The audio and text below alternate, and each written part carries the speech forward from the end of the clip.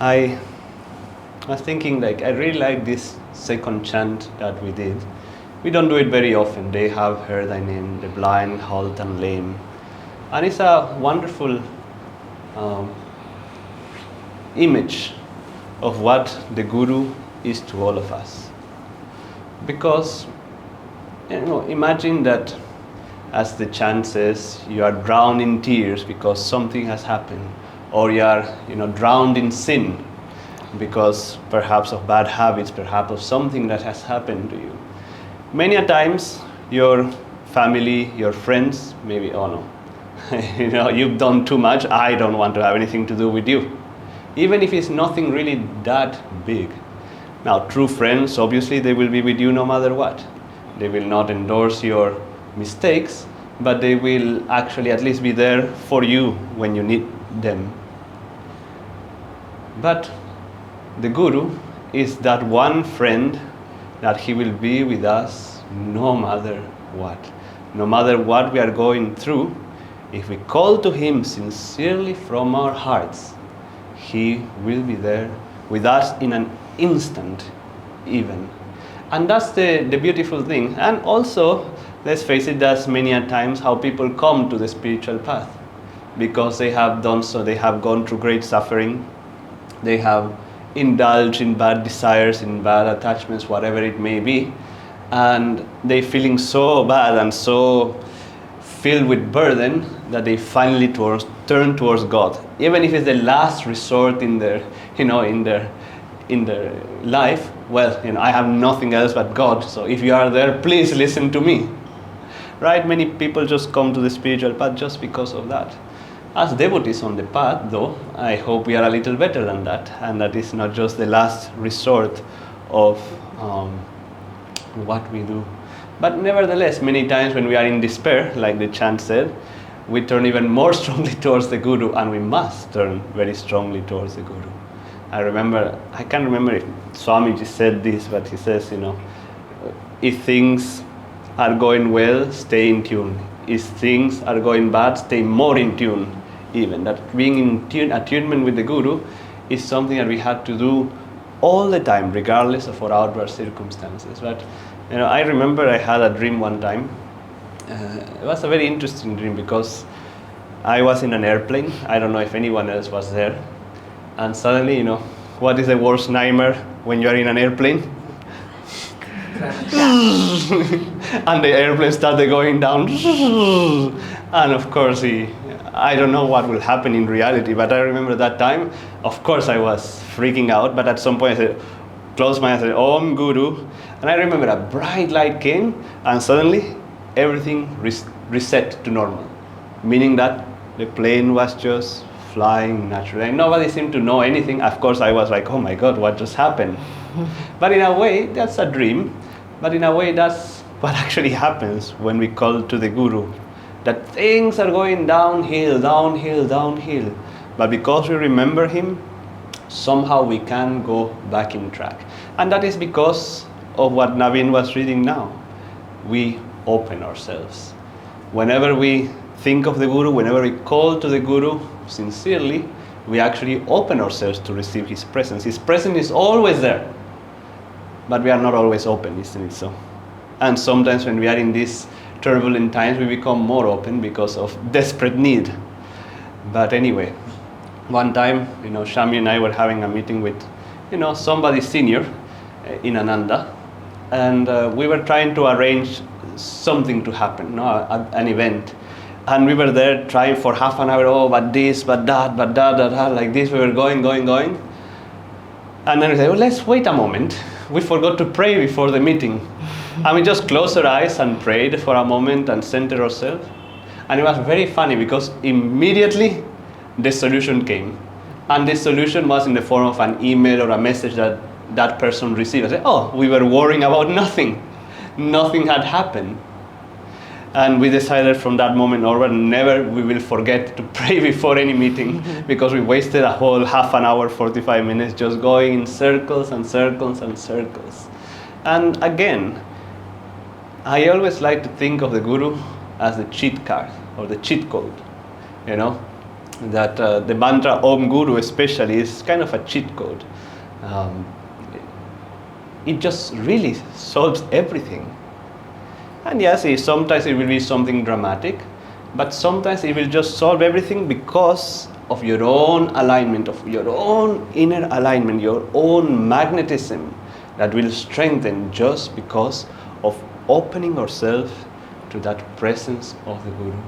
And another fun story, one of those times that you are in despair again, there was a friend and I from India who, it was around 10 years ago or so. So we were both quite young, in our early 20s. And we were in Italy, Assisi, and we decided we wanted to go and visit some places of pilgrimage, not so much in Italy. Yeah, in Italy, and also we wanted to go to France, which is really nearby, and visit this place of Saint Bernadette. And we found very cheap airplane tickets, just 20 euros to go from Italy to France is like nothing. And but we had almost no money at all, like to the point that we had to think about eating sometimes, And for me that was fine because I come from the West and it's okay. I didn't realize that my friend, though, he was used to 3 warm meals a day, and like in India we have 3 big warm meals a day. So he suffered much more than I suffered that way.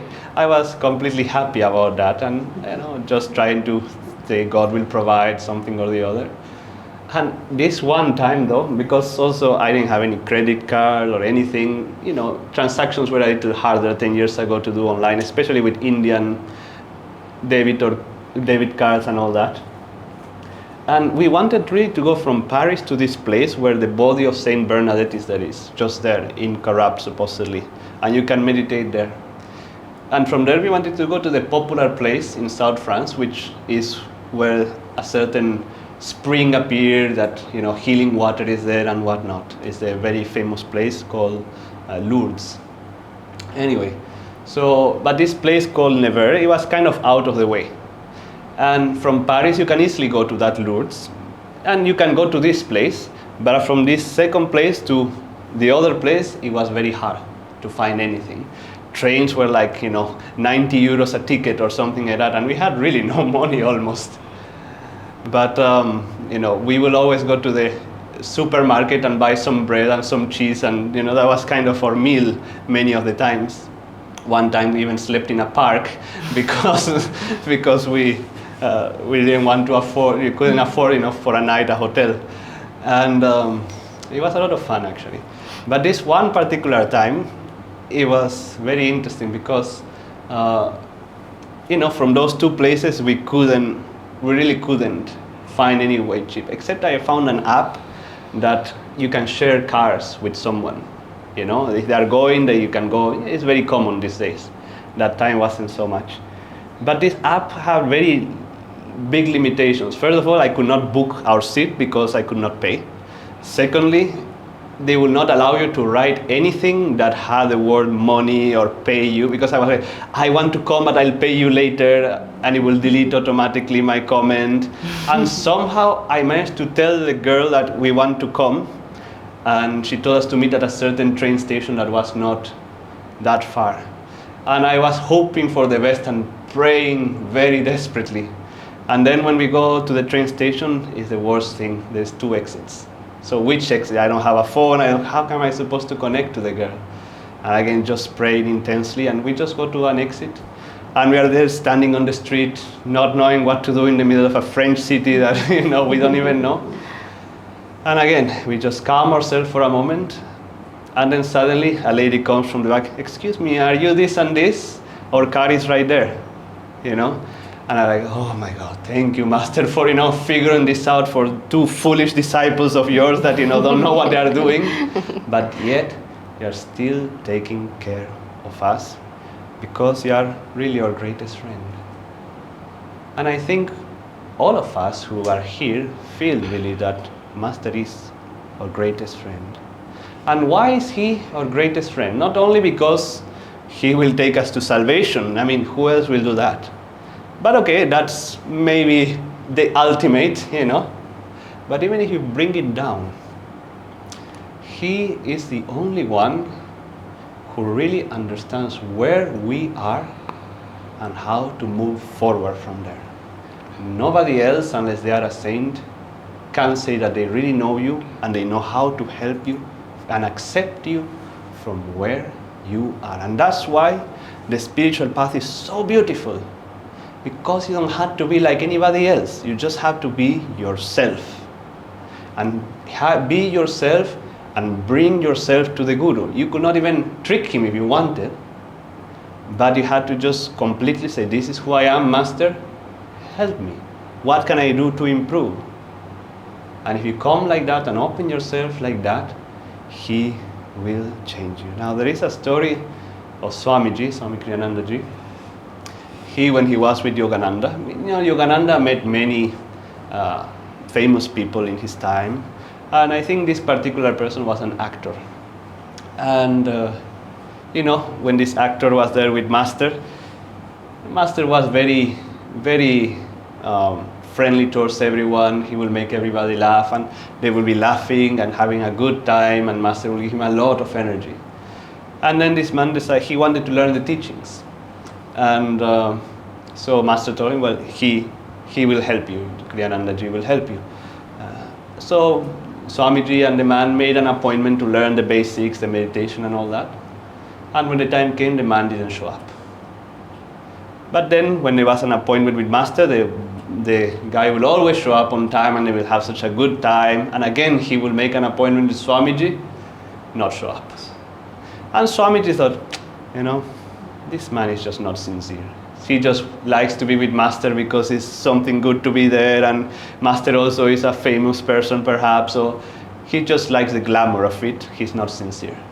So he decided that the next time that this person comes to Master, he's going to ignore him. He's done with this person. He's going to ignore him. And so the man again comes to Master, and Swamiji was often there when Master had meetings and all. And they will be laughing, and this actor will make a remark and make Master laugh, and then look at Swamiji to see if he was also laughing, and Swamiji was like this, not paying attention, very much showing no answer at all. And then the thing went on, and the person left. And Master came to Swamiji and said, how cold you were towards this person. Imagine how it will be if I was like that towards you, towards any of you. Where will you all be? He said something even more beautiful, actually, I can't remember right now. But that is the essence of it. Imagine if I treated you that way. And in a way, he has the right, more than anyone, to treat us that way. Because, he knows what's going on in here. He could easily be, that person, they have these horrible qualities. No, I don't want to mix with them. That person who still has that desire, no, please. No, never. But what I love about this story is that the great masters don't only come to show us the ultimate, they also come to show us how we, at least our Guru did come, how we can behave towards one another. How we are supposed to be in this way, non-judgmental towards one another. To understand that our goal is to be as divine friends to one another and to everyone around us as we can, without judgment, in the same way that they do, trying to help them from where they are to get their next step. In return, we will also be helped from where we are to take our next step. All right, with that. Actually, picking up on the last part that he was just sharing, imagine Master could easily just be like, no, those thoughts, today you're not my disciple, maybe tomorrow, let's see. Just this thing. But yet we do that with ourselves sometimes, isn't it? Something happens and we start judging ourselves, or we start, oh no, I still have this tendency since years I have been trying, or whatever it is.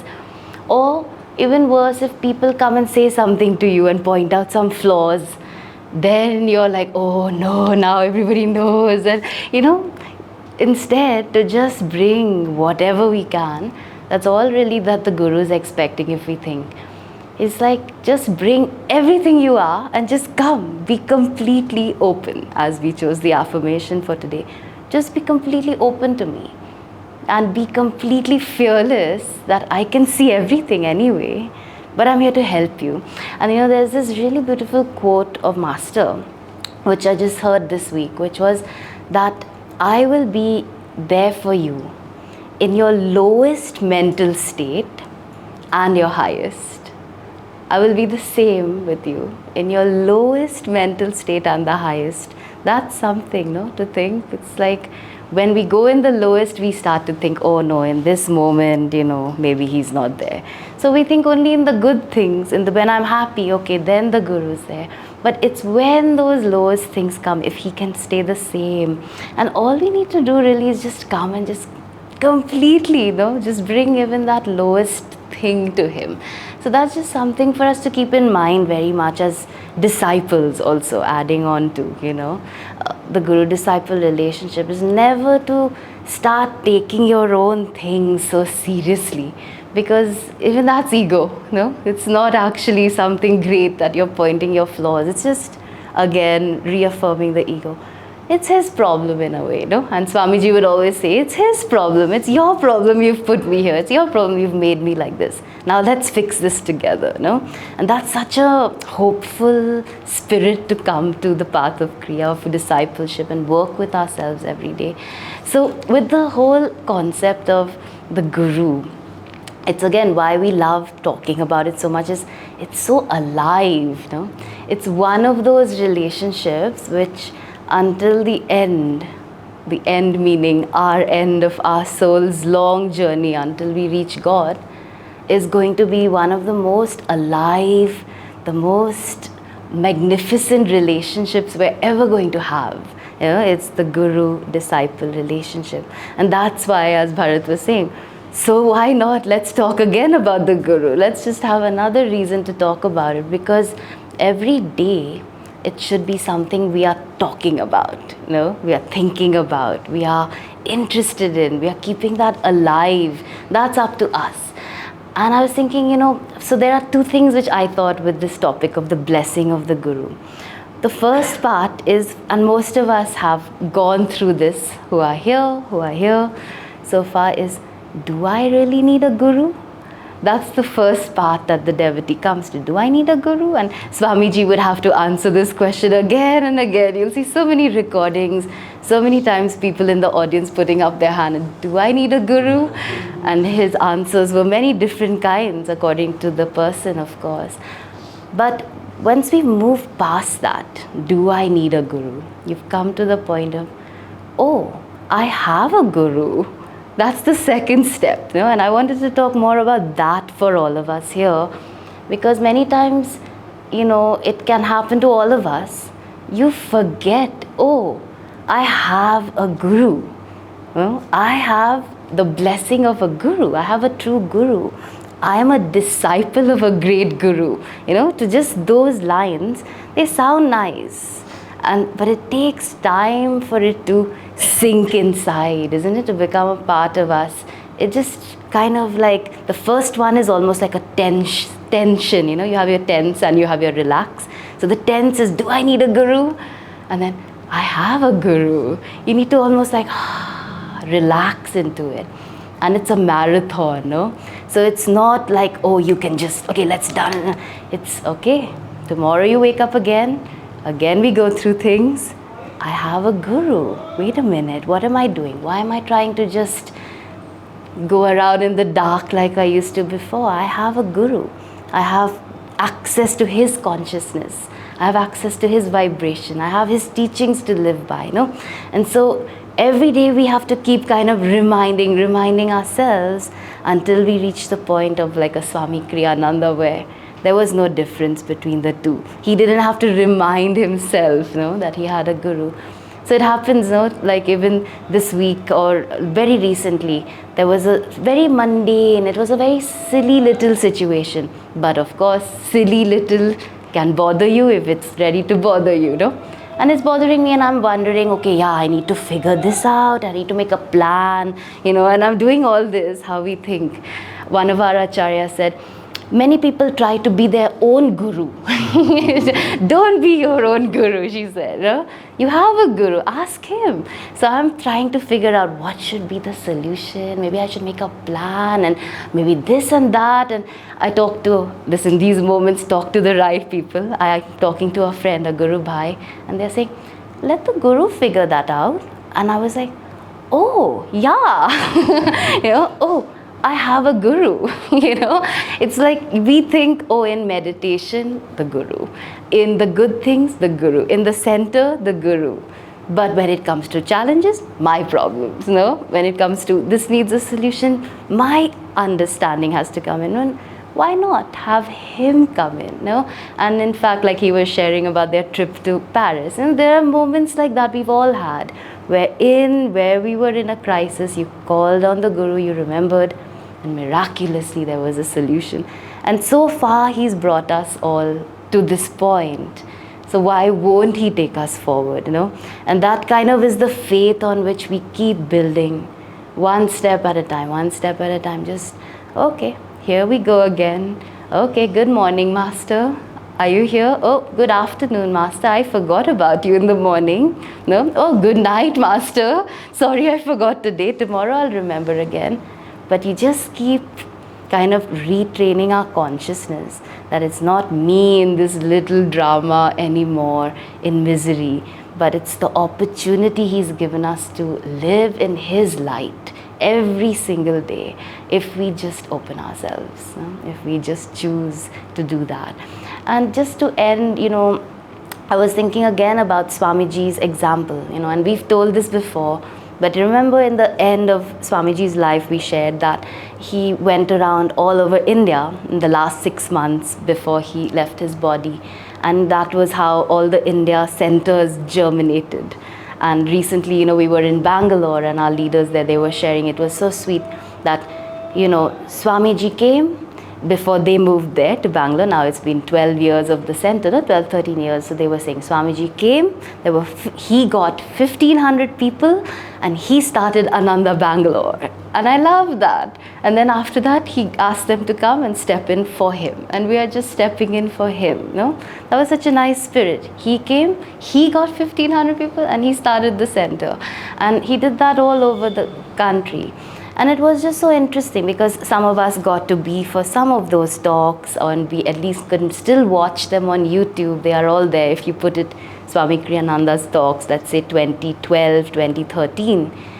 It's so interesting. Everywhere he went, there were thousands. Chennai had 3,000 people. That was record breaking, but big numbers. And he just talked the same thing everywhere, which was how he met his guru. And how he found Autobiography of a Yogi, how he came to his master, and how his master changed his life, basically. This is the end of his life, 86 years old. He had a whole thing, how many things he's done, how many communities, how many books, his story was, I am a disciple of a great master, that's it. And there's this beautiful story which both of us couldn't remember the exact, so forgive us, but I'm going to try to just share because Devarshi Ji told it in the Kriya retreat which we just had recently. And he said basically that, the power that Swamiji said of chanting Om Guru and keeping the mantra Om Guru going inside, and how that can bring so much freedom to you. So he was encouraging us to do that. And basically at one point somebody was getting blessed by Swamiji. I believe we couldn't remember the details, either of us. Usually I count on Bharat for the details, but this time he couldn't. But I think they were getting blessed by Swamiji, and in that moment they opened so much to his consciousness. They got a touch of his consciousness, and they went into the silence, and all they heard was Om Guru vibrating inside his consciousness. That was his only reality inside.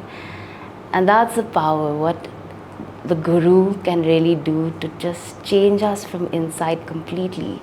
Doesn't matter who, what flaws, what we do, our great glorious achievements, our flaws when we fail. Om Guru, Om Guru, Om Guru. Let him figure it out, let him take us there.